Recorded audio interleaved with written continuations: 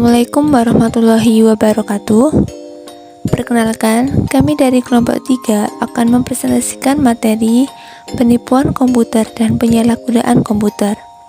Pertama-tama, kami ucapkan terima kasih kepada Ibu Dwi Rahayu selaku dosen pengampu mata kuliah Sistem Informasi Akuntansi dan Manajemen.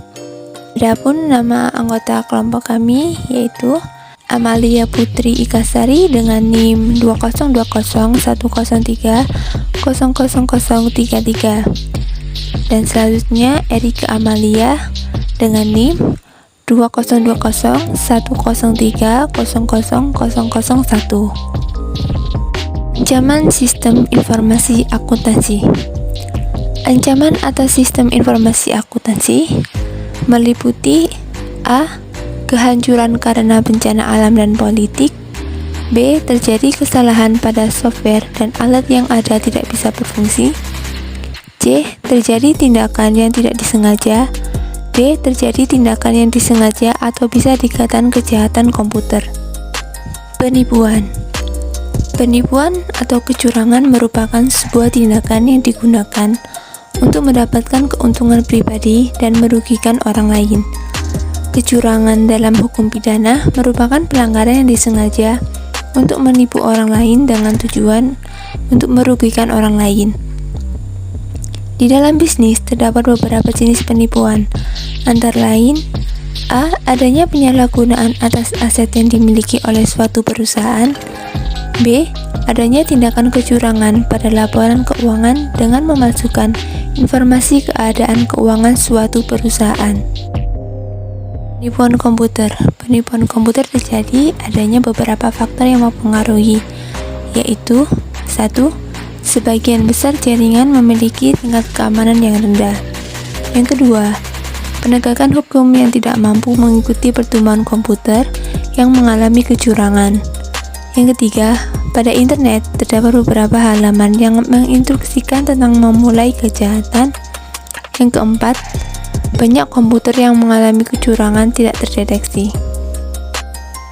Contoh kecurangan atau penipuan pada komputer. Yang pertama, pencurian. Yang kedua, penggunaan untuk melakukan tindakan kejahatan. Yang ketiga, perusakan software. Yang keempat, perusakan data secara tidak sah. Serangan komputer dan taktik penyalahgunaan. Ada beberapa bentuk serangan komputer dan taktik penyalahgunaan, yaitu 1. Hacking. Hacking adalah akses dan penggunaan yang tidak sah. Yang kedua, hijacking atau pembajakan, merupakan pengambilan kendali atas komputer orang lain untuk melakukan tindakan terlarang. Yang ketiga, botnet. Botnet adalah sebuah jaringan komputer yang terbajak yang kuat dan berbahaya yang digunakan untuk menyerang sistem atau menyebarkan malware. Yang keempat, zombie. Zombie adalah sebuah komputer yang dibajak dan digunakan untuk melakukan berbagai serangan internet. Yang kelima, bot header, merupakan seorang yang menciptakan botnet. Yang keenam, spamming. Spamming adalah pengiriman pesan secara bersamaan yang tidak diminta kepada semua banyak orang pada saat yang sama. Selanjutnya, spoofing. Spoofing adalah mengubah beberapa bagian dari komunikasi elektronik untuk membuat seolah-olah orang lain yang mengirimkannya agar mendapat kepercayaan dari penerima. Spoofing memiliki berbagai bentuk, yaitu yang pertama, email spoofing. Email spoofing adalah membuat sebuah alamat pengirim dan bagian lain dari sebuah email agar email tersebut berasal dari sumber lain. Yang kedua adalah call ID spoofing. Call ID spoofing merupakan penampilan nomor yang salah pada tampilan ID penelpon untuk menyembunyikan identitas. Yang ketiga, ID address spoofing. ID address spoofing merupakan menciptakan paket internet dengan alamat IP palsu untuk menyembunyikan identitas dan menirukan sistem komputer lain. Yang keempat adalah Address Resolution Protocol atau ARP spoofing, merupakan sebuah jaringan komputer untuk menentukan alamat perangkat keras milik host jaringan ketika hanya alamat IP atau jaringan yang diketahui. Yang kelima adalah MAC address, merupakan sebuah alamat perangkat keras yang mengidentifikasi secara khusus setiap kode di sebuah jaringan. Yang keenam, SMS spoofing. SMS spoofing menggunakan layanan pesan singkat untuk mengubah nama atau nomor dari mana pesan teks berasal. Yang ketujuh, webpack spoofing. Yang kedelapan, DNS spoofing. Yang kesembilan, cross-site scripting, merupakan kerentanan di halaman situs yang memungkinkan penyerang menerobos keamanan browser dan memerintahkan browser untuk mengeksekusi kode. Yang terakhir, password cracking, memasuki sebuah sistem, mencuri file yang memuat kata sandi valid, mendeskripsinya, dan menggunakan untuk mendapatkan akses atas program, file, dan data. Berikutnya, rekayasa sosial. Rekayasa sosial adalah manipulasi psikologis yang dilakukan oleh seseorang dalam melakukan aksi atau menguak suatu informasi. Rekayasa sosial merupakan upaya jahat yang dilakukan dengan terencana dan memanfaatkan emosi yang dimiliki oleh manusia. Serangan ini menggunakan interaksi manusia untuk memperoleh suatu informasi penting tentang sebuah organisasi atau sistem. Isu dan teknik rekayasa sosial. A. Pencurian identitas, yaitu mengambil identitas seseorang maupun informasi rahasia secara ilegal demi keuntungan ekonomi, seperti nomor sosial security, nomor rekening bank, atau kartu kredit.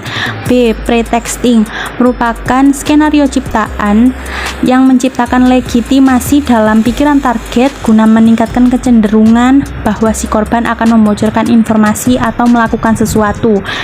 C. Posing, yaitu menciptakan bisnis yang terlihat sah dan mengumpulkan informasi pribadi sambil melakukan penjualan namun tidak mengirimkan barang.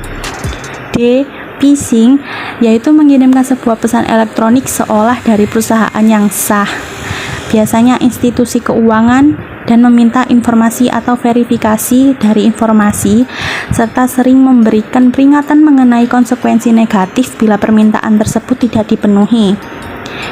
E. Carding, yaitu kegiatan yang dilakukan pada kartu kredit curian, termasuk melakukan pembelian kecil secara online untuk memastikan apakah kartu masih valid serta membeli dan menjual nomor kartu kredit curian. F. Farming, yaitu mengarahkan lalu lintas situs web ke situs web palsu. G.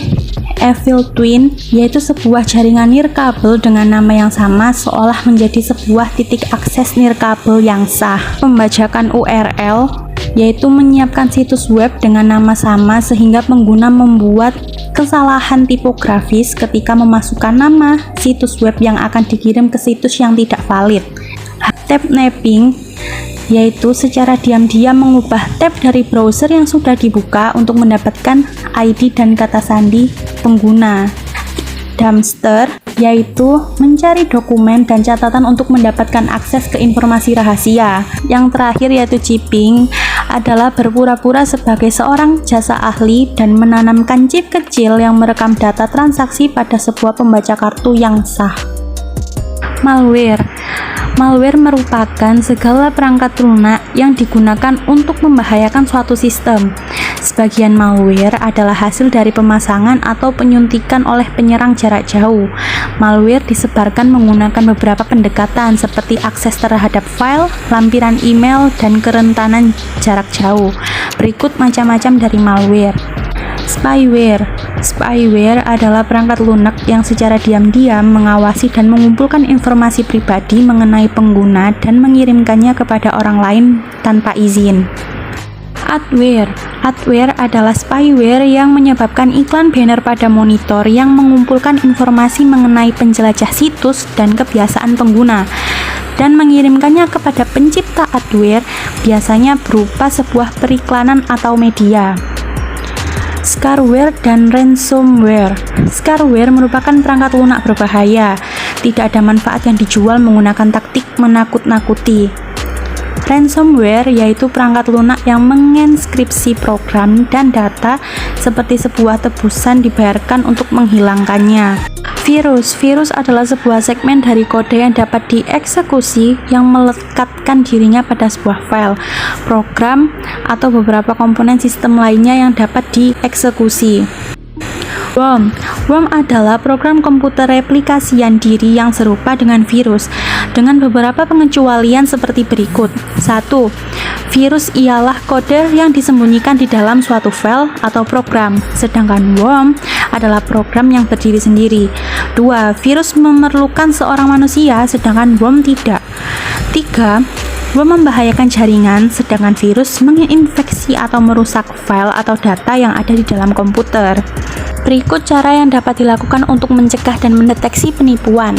1. Menciptakan budaya organisasi yang menekankan integritas dan komitmen, serta menciptakan struktur organisasi, filosofi manajemen, biaya operasional, dan risiko yang dapat meminimalkan kemungkinan terjadinya penipuan. 2. Mengimplementasikan sistem pengendalian internal yang lebih kuat. 3.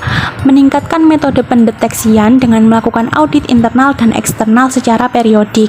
4. Memonitor aktivitas sistem dan mengembangkannya, serta mengimplementasikan program penilaian risiko penipuan, dan menilai proses yang dapat mencegah serta mendeteksi potensi penipuan. 5. Menjaga asuransi yang memadai dan menyimpan salinan backup program dan file data dalam lokasi luar yang aman. Sekian materi yang bisa kami sampaikan. Mohon maaf apabila ada kekurangan dan kesalahan kata. Wassalamualaikum warahmatullahi wabarakatuh.